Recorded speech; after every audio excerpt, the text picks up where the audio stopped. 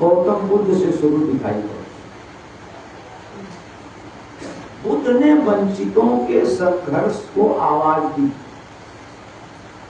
एक संगठन दिया, और उस समय वो जो दे सकते थे वो दिया। जैसे उनसे पूछा गया कि आप ईश्वर के बारे में बताइए, आत्मा होती है कि नहीं होती है, तो उन्होंने कहा कि भाई मेरे मुझसे ईश्वर के बारे में मत पूछो, आत्मा होती है कि नहीं है इससे मुझे लेना देना नहीं, इसके बारे में मत पूछो, मुझे अपनी बीमारियों के बारे में पूछो।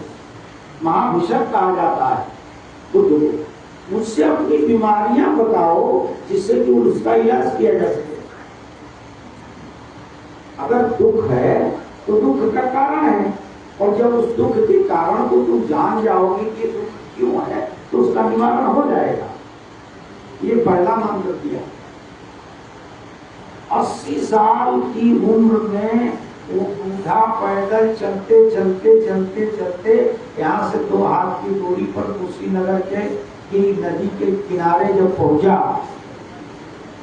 और संग्रहणी से ग्रस्त होकर के एकदम बीमार होकर के पस्त हो गए 2 दिन 3 दिन के भीतर, तो उन्होंने आनंद को बुला के कहा कि मेरे इस शरीर का समय आ गया और मैं नहीं जिंदा रहूंगा इससे। उन्होंने ध्यान लगाया और अपने शरीर को कहा कि बहुत बहुत धन्यवाद, आज 40 सालों से लगातार मैं तुम पर तरह तरह के अत्याचार करता रहा, लेकिन तुमने मेरा साथ दिया, और अब अगर तुम मुझे छोड़ दो तो मुझे कोई असंतोष नहीं है। आनंद ने कहा कि घंटे जाना तो दुनिया में सबको है, बस एक चीज का मलाल है कि जब आप नहीं रहेंगे आप तो हम कोई प्रश्न होगा तो किससे पूछेंगे। तब संसार का पहला महावाक्य निकला, उन बुद्ध ने कहा अपदीपो भव, अपना दीपक खुद बनो। कोई मुल्ला क्या समझाता है, कोई पंडित क्या समझाता है, कोई पादरी क्या समझाता है, इसी पर चलते रहे वे लोग चलते रहे जिनको वंचित कहते हैं।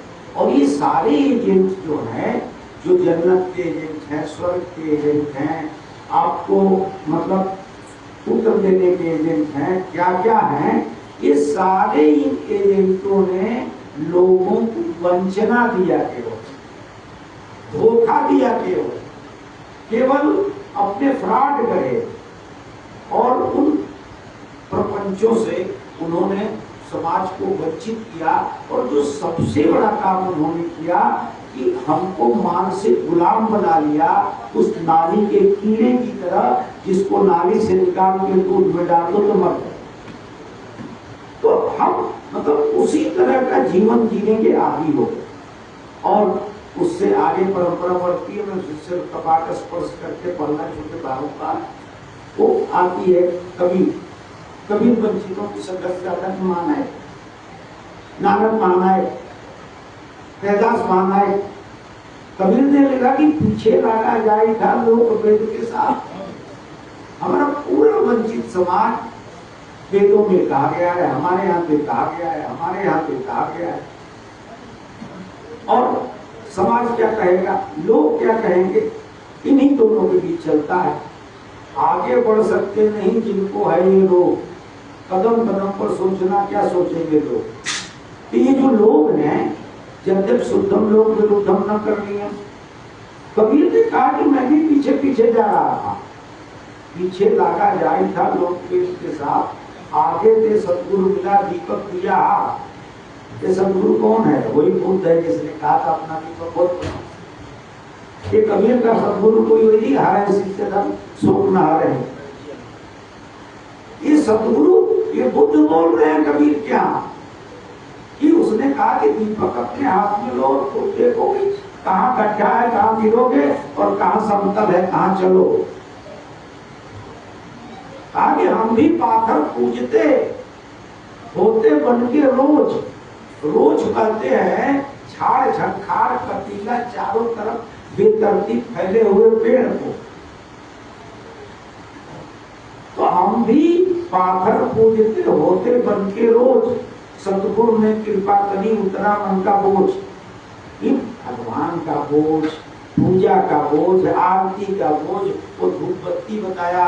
अभी किसी ने, हाँ योगेंद्र चौबे ने कि नहीं भाई हमारे पास अगर बत्ती नहीं है, पीली है, इसी को घुमा दो जला करके।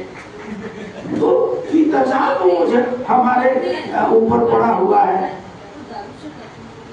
हमने अपनी बेटी की शादी एसटी लड़के से की और एकदम छाती ठोक के किया पूरे परिवार के विरोध के बाद, लेकिन उनके परिवार के लोग बहुत पारंपरिक चीजों को मानने वाले थे। हमने कहा नहीं, बिना लगन के करेंगे, अब कोई पंडित कोई पुरोहित नहीं रहेगा। सब कुछ हुआ। संयोग से मेरे दामाद 6 महीना बाद बहुत बीमार पड़ गए। हम दोनों समधी भाइयों का सारा बैंक बैलेंस खत्म हो गया, बावल लग गया, पूरा पैर उनका खराब हो गया। अब हमारी पत्नी, हमारी बेटी जो हमारी बात मान लेते, कहते सब आप ही के करने से हो। अगर आपने पूछ लिया होता, सही मुहूर्त में हो